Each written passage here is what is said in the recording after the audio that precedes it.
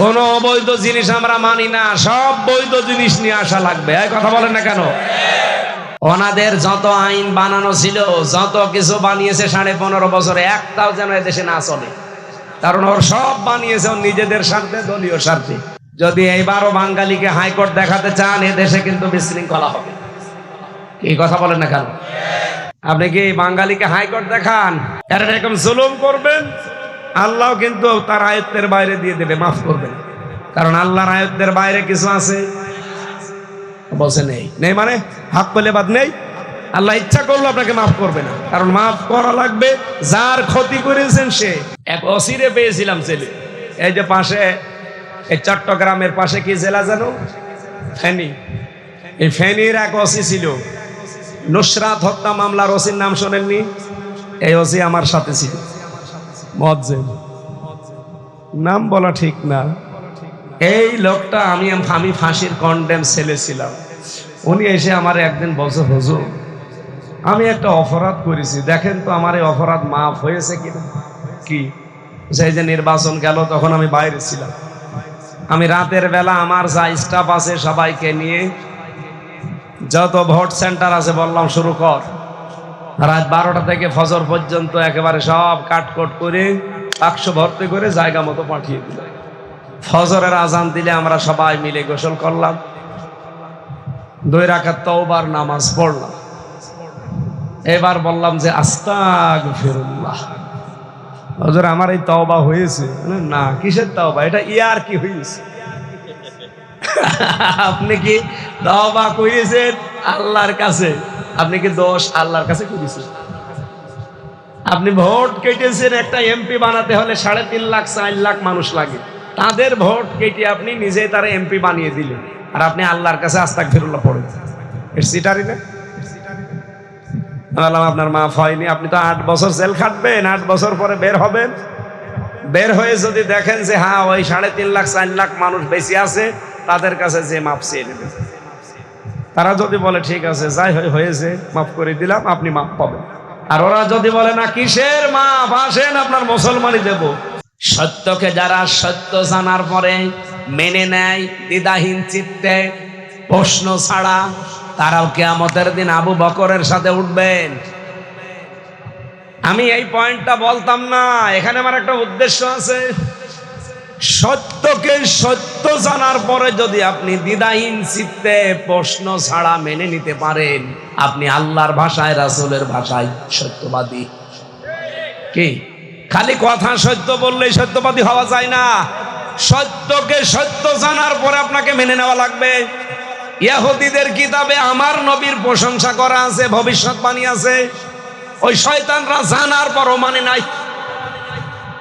এই জন্যই প্রতিদিন ওদের নামে বরদোয়া হয় 17 বার, গায়রিল মাগদুবি।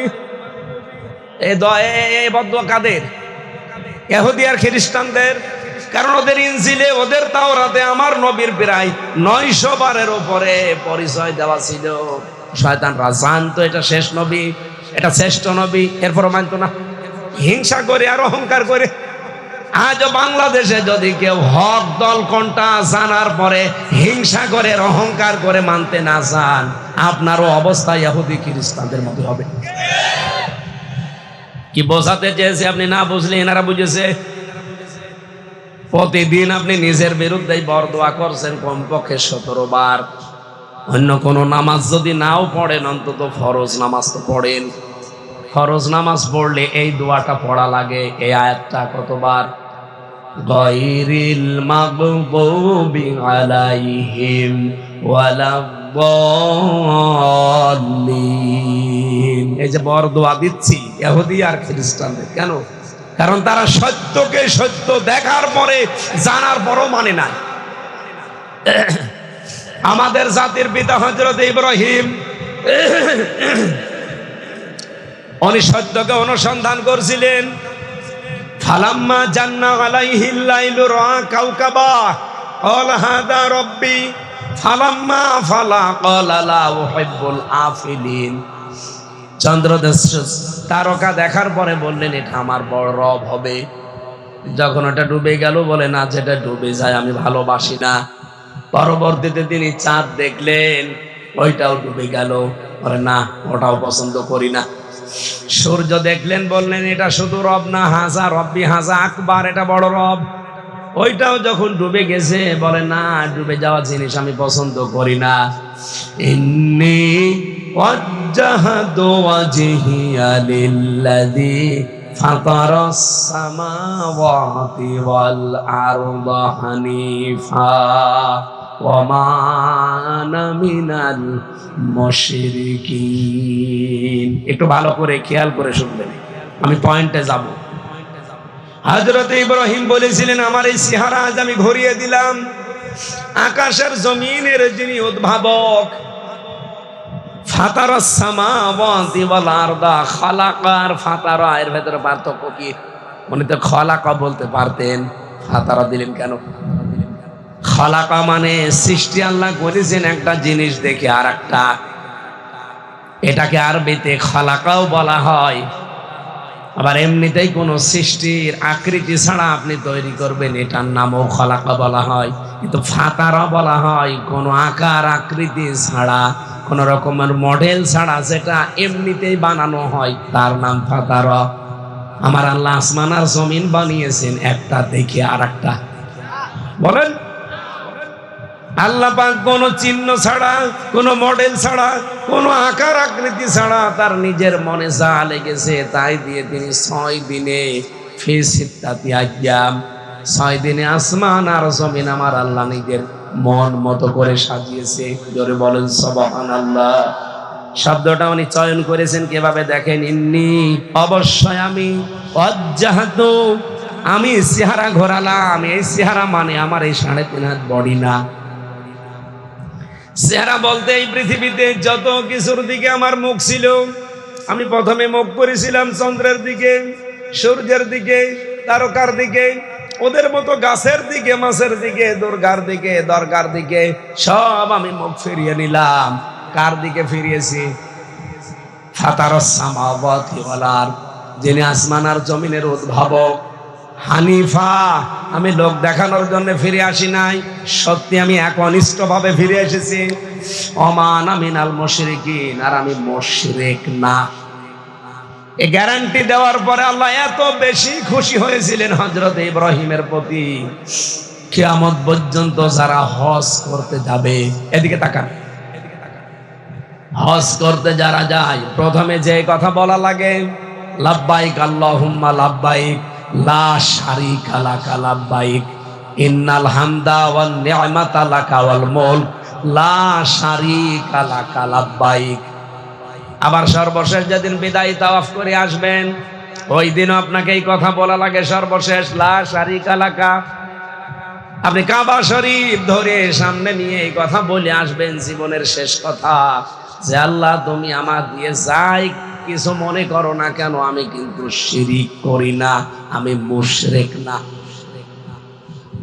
কারণ মুশরিক যারা আল্লাহর কাছে এত বেশি ঘৃণিত, ওয়া উহিয়া ইলা ওয়া লাকাদ উহিয়া ইলাইকা ওয়া ইলাল্লাযীনা মিন ক্বাবলিকা লাইন আশরাকতা লা ইয়াহবাতান্না আমালুকা ওয়া লা তাকুনান্না মিনাল খাসিরিন।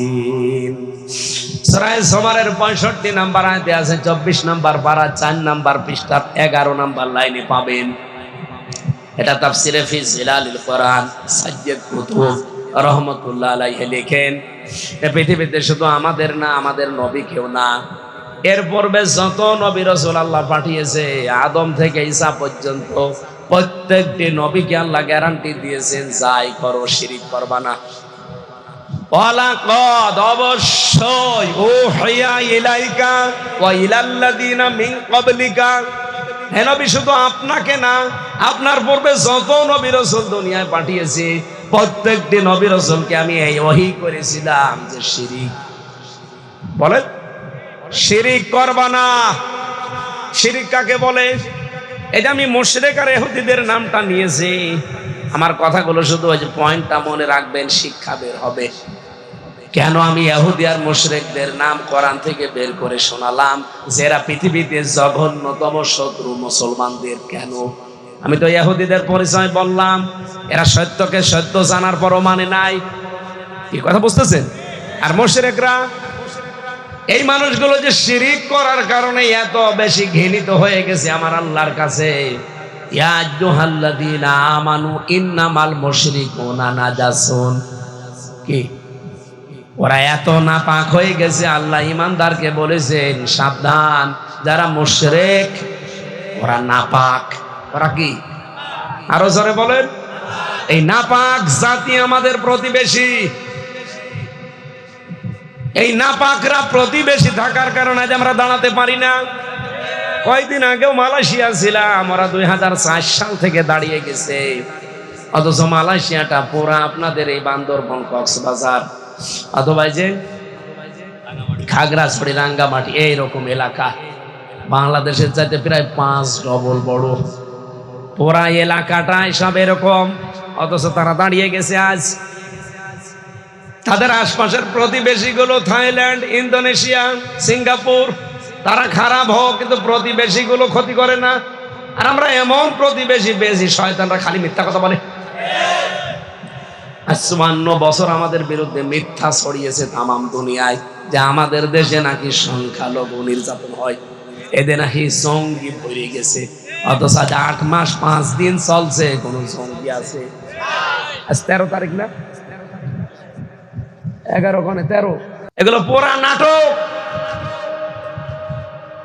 এটা এই ইহুদিরা, এই খ্রিস্টানরা আর মুশরিকরা টাকা পয়সা দিয়ে বাংলাদেশে এই দেশটা যেন অস্থিতিশীল থাকে, এই দেশে যেন ইসলাম মাথা চাড়া দিয়ে উঠতে না পারে। বিশ্বের মোড়লদেরকে, আমাদের এই উগ্রপন্থী হিন্দু দাদা বাবুরা, এই শয়তানরা সারা দেশে, সারা বিশ্বের মানুষকে জানিয়েছে যে এই দেশে জঙ্গি আছে।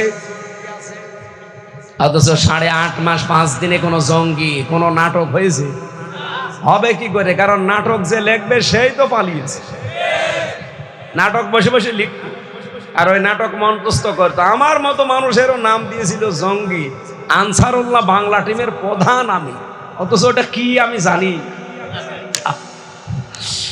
আমারও যদি বলে যে আনসারুল্লাহ বাংলা টিমের প্রধান, আমার রিমান্ডে জিজ্ঞাসা করেছিল অফিসার যে আপনি নাকি আনসারুল্লাহ বাংলা টিমের প্রধান। বুঝে সে কি, ও খেতে হয় না সিবাতে হয়? কারণ জীবনে তো কোনোদিন নামই শুনি নয় তার, আপনার কাছে শুনলাম। আপনি যদি আমারে অন্তত এই দেশে যারা রাজনীতি করে প্রচলিত তাদের নামও বলতেন, তাও তো অন্তত তো শয়তান বিশ্বাস করত। তো যা দিয়েছেন ও তো শয়তানও বিশ্বাস করে না। তাহলে নাটকগুলো বন্ধ হয়ে গেছে, কিন্তু খ্রিস্টান বিশেষ করে এই মুশরিকদের এই মিথ্যা কথা এখনো বন্ধ হয়নি। ওদের মুখ জোর কমে, ওদের বর্ডারে পৌঁছে যাচ্ছে পেঁয়াজ, আলু, চিকিৎসার জন্য লোক পাচ্ছে না। কারণ এখন চীন যে আন্তর্জাতিক মানের হাসপাতালগুলো বানিয়ে দেওয়ার চেষ্টায় আছে, তুরস্ক, পাকিস্তান থেকে যে খাবার আসতেছে, ও দাদা এমনি ধুতি পরে আছে, তো ধুতি ভুলে নেংটি বেরিয়ে যাবে, তো টের পাচ্ছে না। কয়েকদিন আগে ডক্টর মোহাম্মদ ইউনূসের কাছে হাত জোড় করে নাই, দেখেন না আপনারা ব্যাংককে, যে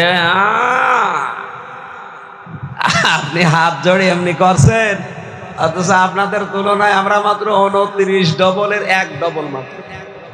এই বাংলাদেশে 29টা জোড়া দিলে যত বড় হয়, ভারত একাই অত। তাদের কাছে আমরা একটা পাড়ার মতো, অথচ দাদা দেখলাম হাত জোড় করে আছে। কি শান্তি যে লাগলো, মনে হচ্ছে একটা ছাগল জবাই করি। আরে শয়তান সারা জীবন মিথ্যা কথা ছড়িয়েছে এই বাংলাদেশের বিরুদ্ধে। আমার মনে হয় জন্ম অবৈধ, তাছাড়া এত মিথ্যা কথা মানুষ বলে বৈধ জন্ম হলে। আমি শিরিক শব্দটা যে মুশরিক পর্যন্ত এসেছি, এই জন্য মুশরিকটা বোঝাচ্ছি। শিরিক করলে মানুষ হয়ে যায় কি, বলেন না কেন? আর মুশরিকরা আল্লাহর কাছে ঘৃণিত, ওদের জন্য আল্লাহর জান্নাত হারাম। ইন্নাহু মা ইউশরিক বিল্লাহি ফাকাদ হারামাল্লাহু আলাইহিল জান্নাহ। যারা শিরিক করে তাদের জন্য জান্নাত কি? আরো জোরে, আরো জোরে। এখন আপনাদের এলাকায় শিরিক আছে কিনা আমি জানি না, দেখেন তো। না আমি আগে বলি, আপনি যদি মৌলানা হয়ে যান তাহলে আমরা নিয়ে আসবেন। এক কথায় বলছি, শিরিক বিল জাত, শিরিক বিল সিফাত, শিরিক বিল ইখতিয়ারাত, শিরিক বিল হুকুক, এটা এক একটা আবার 4 প্রকার করে ভাগ আছে, 4 4 16 প্রকার। এটা আবার আপনি বিশ্লেষণ করবেন, কমপক্ষে পাবেন 42 প্রকার। এটা আবার ভাগ ভাগ শ্রেণী বিন্যাস করবেন, এটা হবে 72 প্রকার। এই 72 প্রকারকে ভাগ করলে হয় 120 প্রকার। এবার আপনারে বলা লাগবে, যারা বলবেন জানি শিরিক কি বলে। আপনি যে বললেন শিরিক জানি, অত সহজ? এমনি আমার কুষ্টিয়া থেকে নিয়ে এসেছেন। এই একটা সিন রাকাফের ভেতরে এত কথা লুকিয়ে আছে, এই 1 ঘন্টা না, কিয়ামত পর্যন্ত চতুর শিরিক নিয়ে আলোচনা করলো শেষ হবে না, এত কথা আছে। এসব কিছুর সামারাইজ আমি এক কথায় বলতে পারি, শিরিক হচ্ছে আল্লাহ যেটা পারে ওটা অন্য কেউ পারে, এই বিশ্বাস করার নাম শিরিক। এবারে বোঝা যায়নি? আপনি হয়তো এইটা বলতেন, কিন্তু 120 প্রকার এখন বলতে পারবেন। শিরিক বিল জাত, এটা আবার 4 প্রকার। শিরিক বিল সিফাত, শিরিক বিল হুকুক, শিরিক বিল ইখতিয়ারা। আমি তাফসিরে পড়েছিলাম এগুলো। এক কথায় যেহেতু জবাব দিতে চেয়েছি, যা বললাম এটা মনে রাখবেন। আপনাকে দিয়ে কেউ শিরিক করাতে পারবে না ইনশাআল্লাহ। আল্লাহ যেটা পারে ওটা অন্য কেউ পারে, এই বিশ্বাস করার নাম। আর শিরিক যে করে সে, আরো জোরে বলেন, মুশরিকের জন্য জান্নাত, জাহান্নাম। জাহান্নাম হারামারি হয়, জাহান্নাম ওয়াজিব। এবার আসেন তো দেখি আমাদের এই এলাকায়, আপনাদের এই কক্সবাজারে শিরিক আছে। আমি আজকে চুল কাটলাম কক্সবাজারে, আমি বুঝি নাই। চুল কাটার পরে লোকটার এই এখানে দেখছে এটা কি বাধা। আমি বলছি যে আপনি কি? আমি হিন্দু। আপনি আগের থেকে বলবেন না? কেন? আমি মনে করছিলাম যে আপনি মুসলমান, আমি আল্লাহ রসুলের কত কথা বলছিলাম, আপনি তো কিছুই বলেননি। এলাকায় শুনলাম বলছে না, কিসের শিল যেন নাম বললো, ওই এলাকায় ওনার বাড়ি, বহু হিন্দু ওই এলাকায় আছে। শিরিক হচ্ছে আল্লাহ যেটা পারে। এ পৃথিবীতে আইন তৈরি করতে পারে কে? অন্য কেউ পারে? বলেন বলেন। তাহলে বাংলাদেশে যারা আল্লাহর পাঠানো, আল্লাহর তৈরি করা আইন বাদ দিয়ে অন্যের আইন প্রতিষ্ঠার জন্য চেষ্টা করছে, তারা শিরিক করছে। শিরিক করলে মানুষ মুশরিক হয়, মুশরিক হলে তার জন্য জাহান্নাম, জান্নাত। এরপরও যদি কেউ না বোঝার ভান করে থাকেন, এদিকে আসেন, আসেন আসেন আসেন। কানের নিচে এমন জোরে 2টা দেব না, সব টের পেয়ে যাবে। বলেন এ পর্যন্ত বুঝেছেন কিনা? তারপর আমি সামনে যাব। যে আল্লাহ যেটা পারে ওইটা অন্য কেউ পারে। তাহলে আল্লাহ পাক আইন দিতে পারে, অন্য কেউ পারে না, আপনি নিজেই বললেন।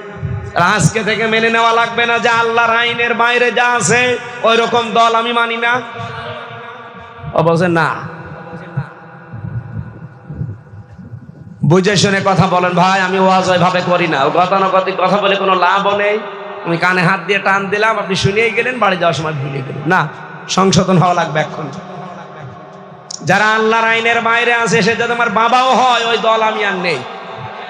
কারণ আমি কি মুশরিক হব আমার বাবার কারণে? হযরত ইব্রাহিম পারতেন না বাবার মতো মুশরিক হতে? করেছিলেন। উনি হক অনুসন্ধান করছিলেন, সত্য কোনটা, সত্য কোনটা, সত্য কোনটা। শেষে পেয়ে গেছেন, তারপরে বললেন ইন্নী ওয়াজ্জাহতু ওয়াজহিয়া লিল্লাযী। শুধু বলেন নাই হানিফা, আমি একনিষ্ঠভাবে ঘুরলাম। বলেছেন আমান আমিনাল মুশরিকিন, আজকে থেকে ঘোষণা দিলাম আমি মুশরিক না। সুবহানাল্লাহ বলতে পারেন নাই? আপনি হক অনুসন্ধান করে সত্য পেয়ে গেছেন, এরপরেও যদি আপনি এই হককে হক মনে না করেন, আবার ওই বাবার মতো, সেই কে ইব্রাহিম নবীর বাবার নাম ছিল আজর, তারেক, ওর মতোই যদি আপনি করেন, আপনারও খবর আছে।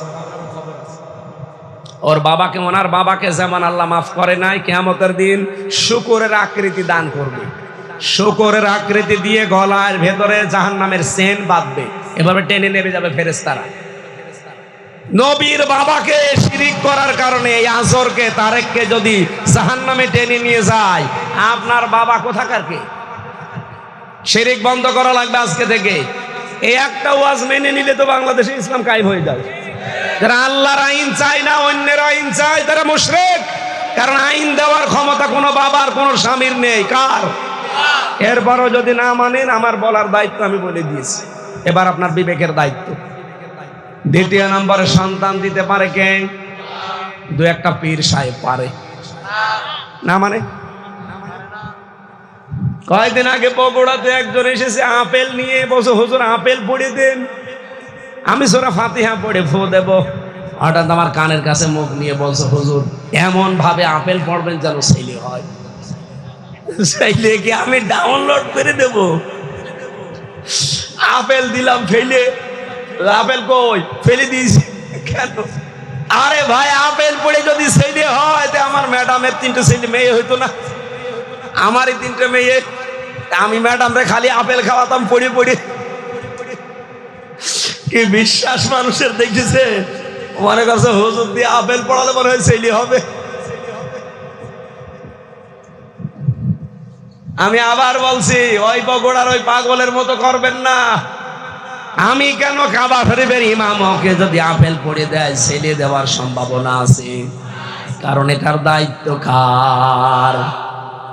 লিল্লাহি মুলকুস সামাওয়াতি ওয়াল আরদ ইয়াখলুকু মা ইয়াশা ইয়াহাবু লিমান ইয়াশাউ ইনাসা ওয়া ইয়াহাবু লিমান ইয়াশাউ যুকুর আও ইউযাওবিজুহুম যুকরানা ওয়া ইনাসা ওয়া ইয়াজআলু মান ইয়াশাউ আকিমা ইন্নাহু আলিমুন কাদির। বলেন আল্লাহু আকবার।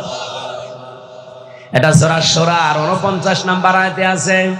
রব্বুল আলামিন বলেন আসমান জমিনের রাজত্বের মালিক আমি আল্লাহ, যাকে ইচ্ছা সৃষ্টি করি। কাউকে আমি কন্যা দেই, কাউকে পুত্র দেই, কাউকে ছেলে মেয়ে দুইটাই দেই, কাউকে কিচ্ছু দেই না, বন্ধা করে রাখি। সুতরাং ছেলে মেয়ে দেওয়ার ক্ষমতায় পৃথিবীতে আল্লাহর কোন বাবার। আরো জোরে বলেন। এমনকি ছেলে হবে না মেয়ে হবে, হাতও আল্লাহ কাউকে দেয়নি। এটা যদি আমাকে দিত সত্যি এই 3 নাম্বার মেয়ে আমি জীবনও নিতাম না। কি কথা বলছেন? এমনকি ম্যাডামের এই 3 নাম্বার মেয়েটা হওয়ার আগে আমি কাবা শরীফ পর্যন্ত ঘুরিয়েছি। আমরা হজে গিয়েছিলাম সবাই মিলে।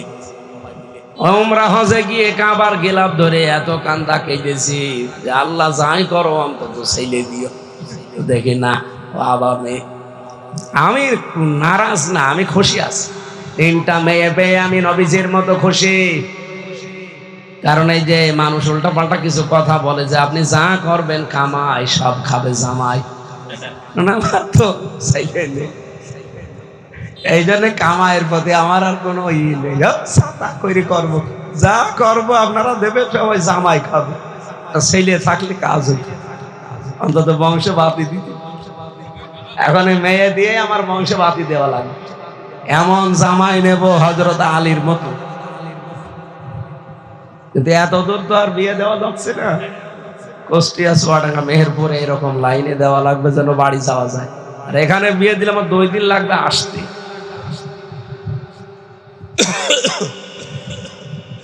সম্মানিত মা বোন যারা বসে আছেন, আপনাদের জন্য আমি পয়েন্টটা নিয়ে এসেছি। আল্লাহ যেটা পারে ওইটা অন্য কেউ পারে বিশ্বাস জীবনও করবে না। আপনি নামাজ রোজা কম পড়তে পারেন, আপনার অন্যান্য আমল আখলাক কম থাকতে পারে, আল্লাহ মাফ করে দেবে। কিন্তু শিরিক যদি থাকে, ওয়াকাদিমনা ইলা মা আমিলু মিন আমালিন ফাজআলনাহু হাবাআম মানসুরা। শিরিক এটা যদি আমল নামার ভেতর পাওয়া যায়, ধুলি কণার মতো মুখের উপরে আল্লাহ আমল নামা নিক্ষেপ করে। এই জন্য আহ্বান জানাচ্ছি, জীবনে আমাদের যেন কি না থাকে। আরো জোরে বলেন বলেন। শিরিক কোনটা? আল্লাহ যেটা পারে ওইটা অন্য কেউ এ বিশ্বাস করা। সে আইনের ক্ষেত্রে হোক, ক্ষমতার ক্ষেত্রে হোক, পৃথিবীর যে কোনো ক্ষেত্রে আল্লাহ যেটা পারে ওইটা অন্য কেউ পারবে। আল্লাহ যেটা পারে না ওইটা অন্য কেউ পারবে। আল্লাহ পারে না এমন কাজ নেই, নেই। বলেন কোনটা আছে? হক লেবাদ, মানুষের হক যারা নষ্ট করে এটা কিন্তু আল্লাহ মাফ করবে না, আল্লাহ পারলেও করবে না। যার হক নষ্ট করেছেন আগে তাকে ফেরত দেবেন, এরপরে আপনি মাপ চাইবেন আল্লাহর কাছে, তাছাড়া মাপ নেই। আল্লাহ এটা পারবে না। আর সে আয়াতই পড়েছি 152 নম্বর আয়াত সূরা আনআমে, ওয়ালা তাকরাবু মালাল ইয়াতীমি ইল্লা বিল্লাতি হিয়া আহসান হাত্তা ইয়াবলুগা আশুদ্দা। রব্বুল আলামিন বলেন, সাবধান, এতিমের মালের কাছে যাবা না উত্তম ভাবে ছাড়া, যতক্ষণ সে পরিপূর্ণ বালেগ না হয়। এখানে এতিম মানে আমরা বাংলাদেশে অনেকেই মনে করি এতিম মানে যার মা বাবা নেই, নাকি না? এটা মা বহুবচন শব্দটা আপনি তাফসীর আধুনিক গুলো দেখবেন, এতিম মানে শুধু মা বাবা নেই, এরা এতিম না। আপনার মা বাবা আছে, তাহলে এটা এতিম না, এটা বুড়ো এতিম। আরে ভাই, আমার নাই মা বাবা আছে, আমি এতিম না, এটা তো মা বাবা নেই, এটা এতিম। অনেকে বলে ছোটবেলায় মা বাবা মরে গেল, এটা এতিম না, শুধু এইটা এতিম না। এতিমের এত মর্যাদা, এত দাম আল্লাহর নবী দিয়েছেন। কেউ যদি এতিমের মাথায় হাত বুলিয়ে দেয়, যতগুলো চুল পড়বে অতগুলো নেকি হবে। কারো অন্তর যদি কঠোর হয়ে থাকে, কেউ যদি এতিমের মাথায় হাত বুলিয়ে দেয়, তার অন্তর আল্লাহ নরম করে দেয়। সুবহানাল্লাহ বলতে পারেন নাই? এতিমটা কি এটা আগে জানা লাগবে।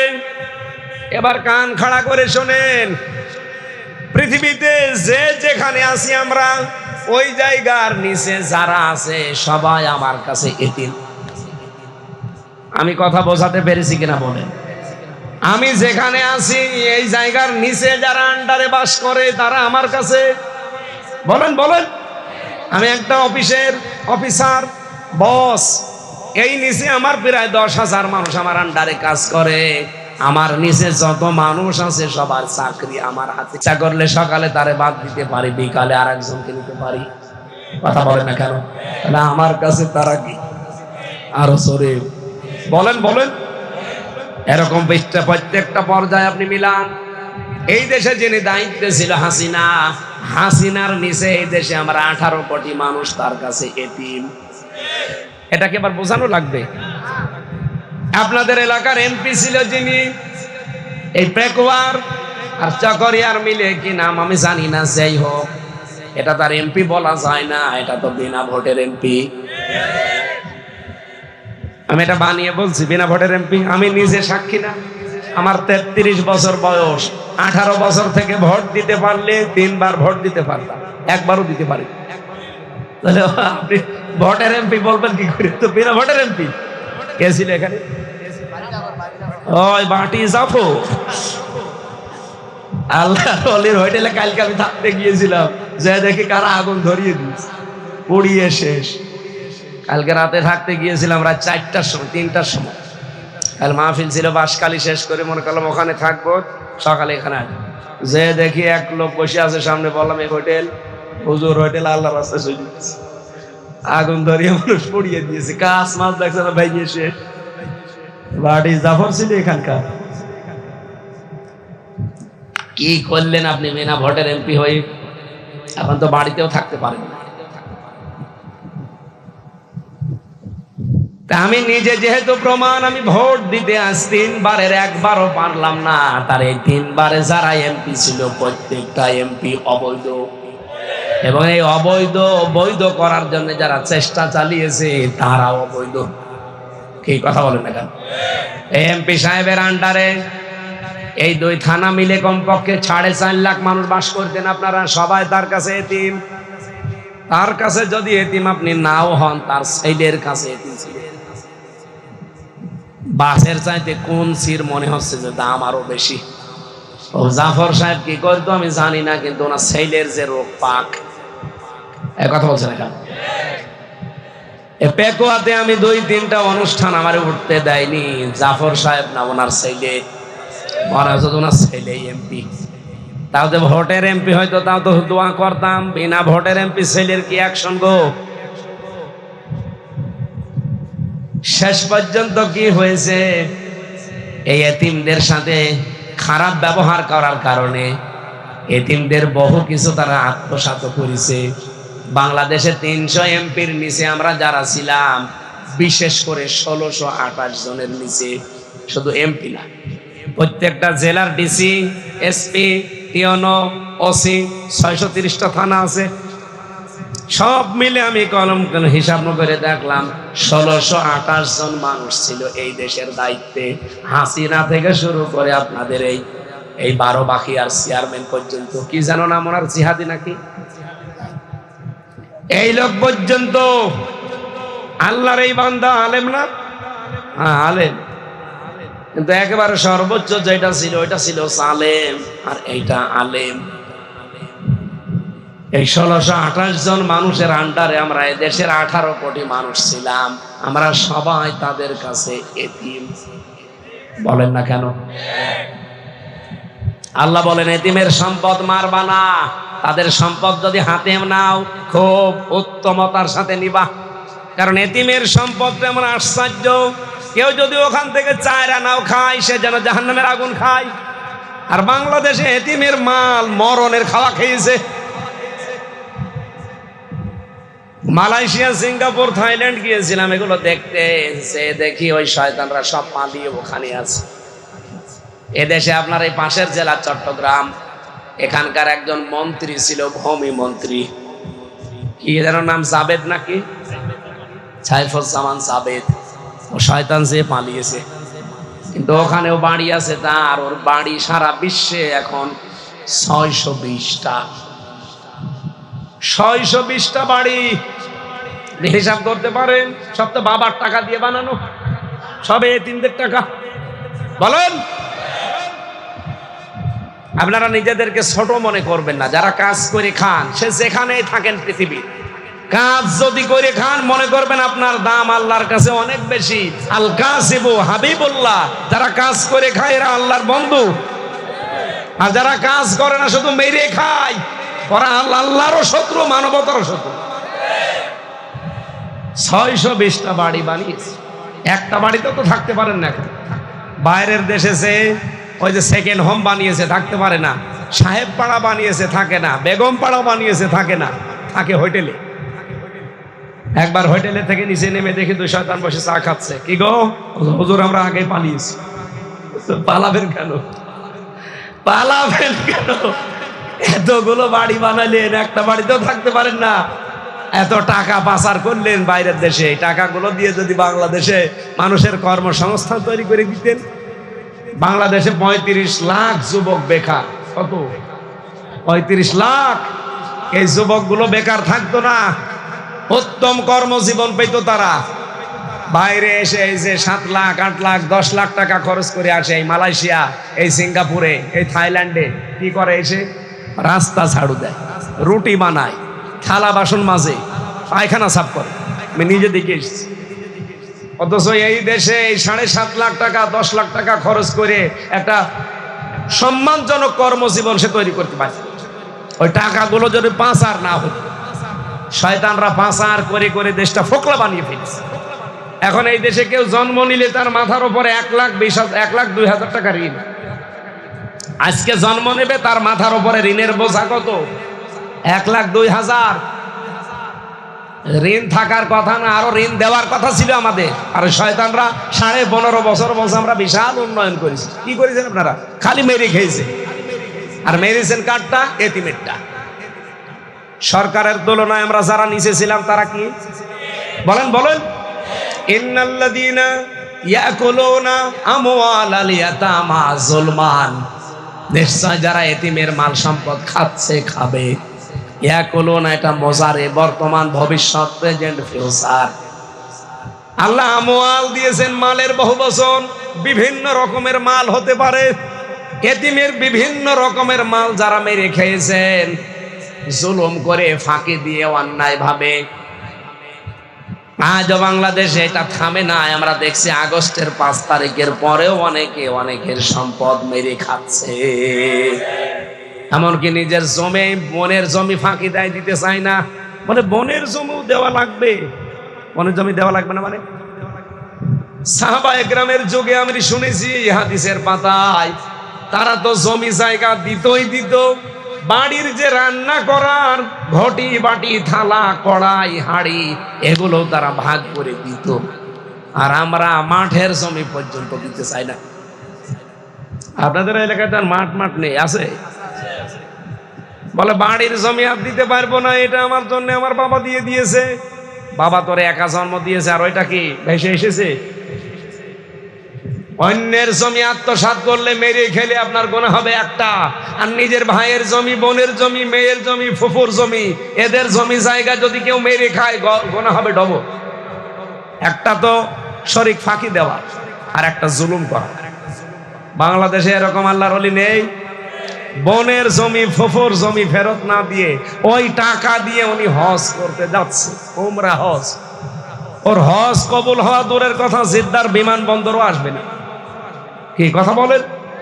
আবার নামের আগে হাজি না বললে রাগ করে। হ্যাঁ, এত টাকা তো খরচ করে হজ করলাম, তোর হজই তো হয়নি। মানুষের জমি জায়গা ফাঁকি দেওয়া, এতিমের সম্পদ আত্মসাৎ করা, এটা বন্ধ করা লাগবে। হ্যাঁ, যতদিন পর্যন্ত আপনার ভাই মারা গেছে, আপনার ভাইয়ের 2টা ছেলে আছে, একটা মেয়ে আছে, একটা বিধবা স্ত্রী আছে, অনেক শয়তানের বাচ্চা শয়তান ওই মেয়েটাকে তার বাবার বাড়ি পাঠিয়ে এতিম সন্তানদের কোনো খোঁজ খবর নেই, সবগুলো নিজের নামে করে নেয়। আপনি মানুষ, একটা অসহায় এতিম, এই মিসকিন মানুষদের প্রতি আপনি যে আচরণ করলেন, আপনি যেদিন এতিম হবেন কিয়ামতের দিন। কোন দিন? সাহাবা একরামকে নবীজি প্রশ্ন করলেন, পৃথিবীর সবচাইতে বড় এতিমকে তোমরা জানো? বলছে না। পৃথিবীর সবচাইতে বড় এতিম কিয়ামতে ওই লোকটা যার কাছে বিভিন্ন মানুষ পাওনা পাবে, নিতে আসবে, দিতেই থাকবে, সর্বশেষ দেওয়ার মতো কিছুই থাকবে না। তখন ওই মানুষদের গনাগুলো তার মাথার উপরে চাপিয়ে দিয়ে ঊর্ধ্বমুখী করে জাহান্নামে ফেলা হবে। এর মতো অসহায় এতিম আর ময়দানে মাশারে কেউ নেই। এরকম এতিম বাংলাদেশে বহু আছে না নেই? আছে মানে আমরাই আছে মানে আপনি নিজের জীবনের সাথে মিলান, বহু এতিমের মাল আপনি মেরেছেন। আল্লাহ এই জন্য শেষে দিয়েছেন হাত্তা ইয়াবলুগা আশুদ্দা, যতক্ষণ পর্যন্ত সে বালেগ না হয়। ওয়াউফুল কাইলা ওয়াল মিজানা বিল কিসতি, তোমরা যখন ওজন করবা, মিজান মানে দাড়ি পাল্লা। আমরা অনেকে মনে করি মিজান মানে শুধু দাড়ি পাল্লা না, মিজান মানে মানদণ্ড। মিজানের একটা অর্থ দাড়ি পাল্লা নেওয়া যায় প্রচলিত অর্থে, কিন্তু মিজানের আসল অর্থ কি? ভারসাম্য। মিজান মানে কি? আস-সামা রাফাহা ওয়া ওয়াদাল, এই মিজান মানে কি? দাড়ি পাল্লা। এখানে মিজান মানে ভারসাম্য। মিজান মানে 1 নাম্বার অর্থ হচ্ছে মিজান মানে মানদণ্ড। এই জন্য হাইকোর্টের সামনে আপনি ঢাকায় যেয়ে দেখেন একটা মিজান টাঙানো আছে। কি ওইটা? দাড়ি পাল্লা। কোনোদিন গিয়েছেন হাইকোর্টে? হাইকোর্টের সামনে দেখেন একটা দাড়ি পাল্লা টাঙানো। যদিও এই দেশে অনেক জালেম দাড়ি পাল্লা মার্কা দেখলে রাগ করে, অথচ হাইকোর্টে টাঙিয়ে রেখেছে। দাড়ি পাল্লা মার্কাটা আজ পর্যন্ত ফেরত দিল না, অবৈধভাবে আটকিয়ে রেখেছে। এই কথা বলেন না কেন? আমরা চাই দাড়ি পাল্লা ফেরত দেওয়া লাগবে। এটা মানদণ্ড, সত্য মিথ্যার পার্থক্যকার একটা ন্যায় প্রতীক। এটা যদি আজ দেশে থাকতো, সত্যি আমরা ন্যায় বিচার কায়েম করতে পারতাম। অথচ এইটা মানবে না বলেই তো এটা বাতিল করে দিয়েছে। এরা বৈধভাবে নির্বাচন করে আপনাদের এই পাশের থানা কুতুবদিয়া, এই পাশে মহেশখালী কুতুবদিয়ার এমপি ছিল না হামিদুর রহমান আজাদ? কি মার্কা নিয়ে বলেন? একটা বৈধ মার্কা, বৈধ দলের নিবন্ধন। এই শয়তানের বাচ্চারা সবগুলো কোর্টকে ব্যবহার করে ওটা বাতিল করে দিয়েছে। আমরা চাই ওরা যেমন অবৈধ ছিল, ওদের রায়গুলো ছিল অবৈধ। কোন অবৈধ জিনিস আমরা মানি না, সব বৈধ জিনিস নিয়ে আসা লাগবে। এই কথা বলেন না কেন? ওনাদের যত আইন বানানো ছিল, যত কিছু বানিয়েছে 15.5 বছরে, একটাও যেন এদেশে না চলে। কারণ ওর সব বানিয়েছে ওর নিজেদের স্বার্থে, দলীয় স্বার্থে।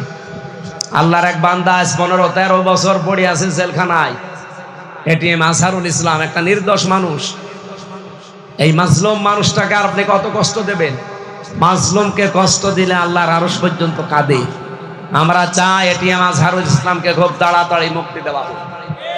আজকে 13 তারিখ, সামনে 22 তারিখে তার ডেট আছে। যদি এইবারও বাঙালিকে হাইকোর্ট দেখাতে চান, এ দেশে কিন্তু বিশৃঙ্খলা হবে। এই কথা বলেন না কেন?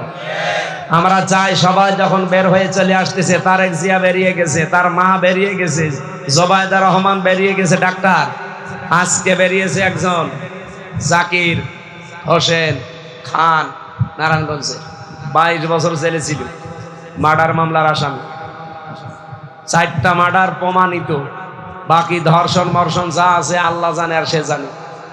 যাই হোক, ওগুলো বাদ দিয়ে বলছি, ওনাকে যখন ছেড়ে দেওয়া হয়েছে, সুইডেন আসলাম ভাই 27 বছর পরে বেরিয়েছে।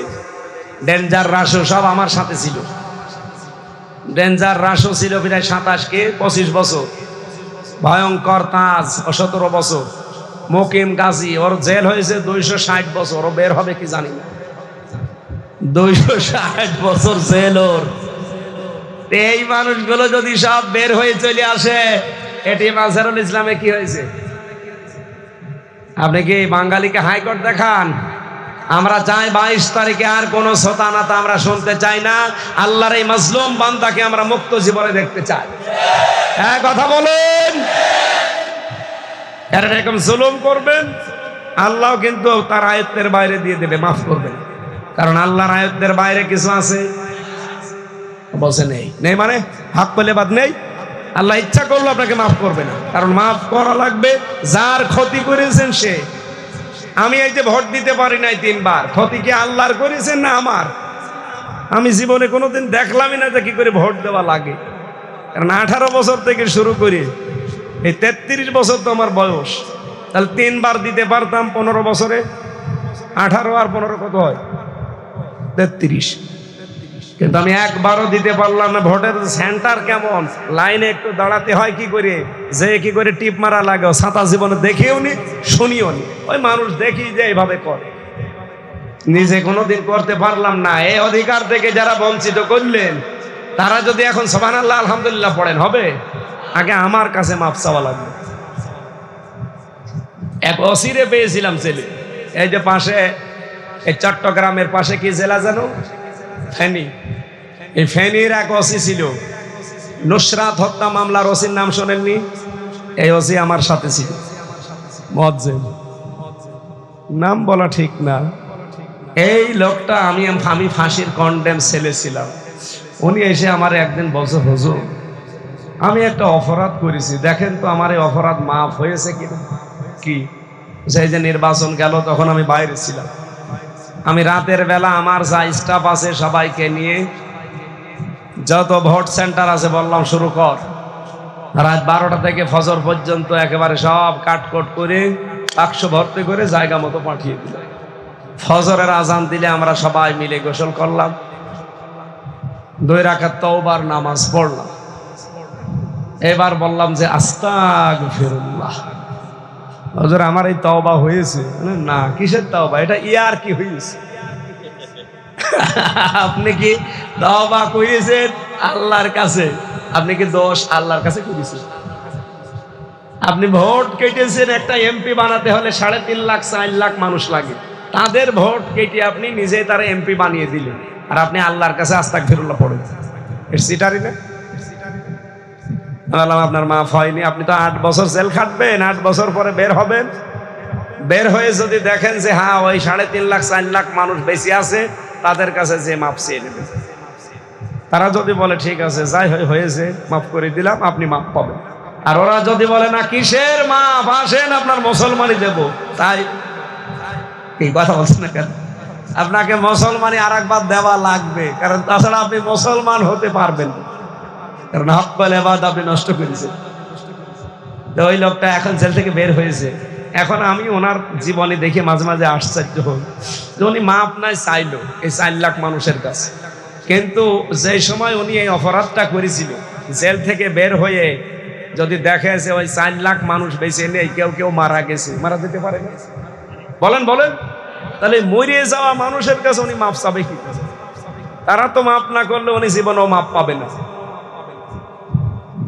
এই জন্যই খুব আশ্চর্য লাগছে, শুধু ওনার ওপর না, এই 15.5 বছরে যারা এই মাটি জাফরের মতো এমপি ছিলেন, প্রত্যেকের অবস্থায় জীবনেও মাপ পাবেন না। যতই হজ করেন আর যতই আস্তাগফিরুল্লাহ পড়েন, মাপ পাওয়ার একটাই লাইন আছে, আল্লাহর সাথে যে অপরাধ উনি মাফ করে দেবে, তো বান্দার সাথে যেটা হক বলে বাদ, জীবনও মাপ নেই, তাকে ফেরত দেওয়া লাগবে। আর ফেরত আপনি দেবেন কি করে, সে তো মরে গেছে। এইটাই আশ্চর্য বিষয়। এই জন্য জীবনে দুনিয়ায় জয়দি কয়দিন আছে, অন্তত এই কাজ করবেন না যে আমার দ্বারা যেন কারো অধিকার হক নষ্ট না হয়। বলেন বলেন, এই যে ওজনে কম বেশি যারা করেন, আল্লাহ যে মিজান দিলেন, ন্যায় বিচার কায়েম করো, মিজান কায়েম করো, কি এটা কি? বহু মানুষ দেখি, ভালো মানুষ দেখতে মনে হয়, ওজন করার সময় 1 কেজির জায়গায় মনে হচ্ছে 1.5 কেজি দিচ্ছে। বাড়ি যেই মেপে থাকবেন 1400 টাকার বেশি হয়। কি?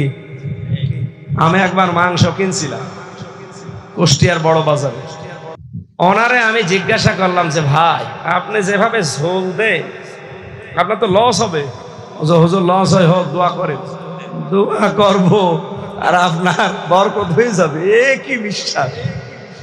পাশে এক দোকানদারকে বললাম, ভাই দেখেন তো কেমন বেশি দিয়েছে। মেপে দেখছি 1 কেজি নিয়েছিলাম, 200 টাকা কম, 1400 টাকা। ও এই দোয়া পাচ্ছে।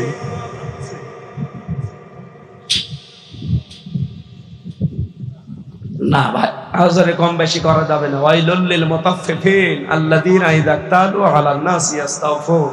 ধ্বংস হয়ে যাক ওই মানুষগুলো যারা ওজনে কম বেশি করে। 8 ঘন্টা ডিউটির জন্য লোকটাকে নিলাম, 6 ঘন্টা কাজ করে, 2 ঘন্টা বিড়ি খায়। মানুষ নেই, আপনার পুরো 8 ঘন্টার ডিউটি হারাম হয়ে যাবে।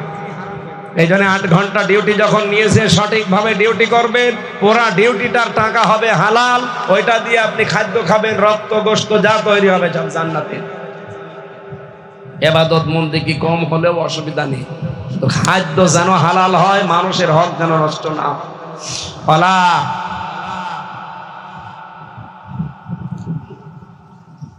ওয়ালা নুকাল্লিফু নাফসান ইল্লা ওয়াসআহা। আল্লাহ তাআলা বলেন, কারো সাধ্যের অতিরিক্ত বিষয় আমি তার উপরে চাপিয়ে দেই না। আর যখন কথা বলবা পৃথিবীতে সত্য কথা বলবা, যে যদি নিকট আত্মীয় হয়। এই জন্য আমাদের এই দল বেদল আমি দেখি না, সত্য কথা আসলে সেটা আমার বলা লাগে। কিছু মানুষ দেখি মন খারাপ করবে না, হুজুর শুধু টেনে বলছে। আরে ভাই, টেনে বলা না, সঠিক কথা বললে সবাই খুশি হবে না, কিছু মানুষ তো বেচারা হবে। কারণ সবাইকে নবী পর্যন্ত খুশি করতে পারে না, পেরেছে? ওয়াউফু বিল আহদি, যখন কারো সাথে ওয়াদা করবা তখন এই ওয়াদাটা পূর্ণ করবা। আজ ইসরায়েল ওয়াদা করেছিল যে যুদ্ধবিরতি, শয়তানরা সেই ওয়াদা ভঙ্গ করে লক্ষ লক্ষ মানুষকে দুনিয়া থেকে বিদায় করে দিচ্ছে, ঘর বাড়ি থেকে তাদেরকে বের করে দিচ্ছে। ওরা নিজেরা ওদের নিজের ওয়াদা ঠিক রাখে না, ওরা আল্লাহর অভিশপ্ত এই পৃথিবীতে। ওরা আমাদের মুসলমানের জন্য এই মুশরিক আর ইহুদিরা জঘন্যতম শত্রু। বুঝছেন? মুসলিমদেরকে এখন এই কথাটা সামনে নিয়ে ঐক্যবদ্ধ হওয়া দরকার। ওরা যেমন সব এক হয়ে যাচ্ছে, 200 কোটি মুসলমান আমরা সব ভুলে এক হওয়া লাগবে। কালকে বাংলাদেশ একটু হালকা দৃশ্য দেখিয়েছিল, সব এক হয়ে গেছে। আল্লাহ আমাদেরকে বিশ্বের মুসলিম 257টা রাষ্ট্রের 57টা মুসলিম রাষ্ট্র, এদেরকেও সব এক হয়ে কাজ করার তৌফিক দিন, আমিন। যালিকুম ওয়াসাকুম বিহি লাআল্লাকুম তাযাক্কারুন। আল্লাহ এভাবে তোমাদেরকে ওয়াজ করলেন, যদি মেনে নিতে পারো তোমাদের উপকার হবে। আল্লাহুম্মা আমিন।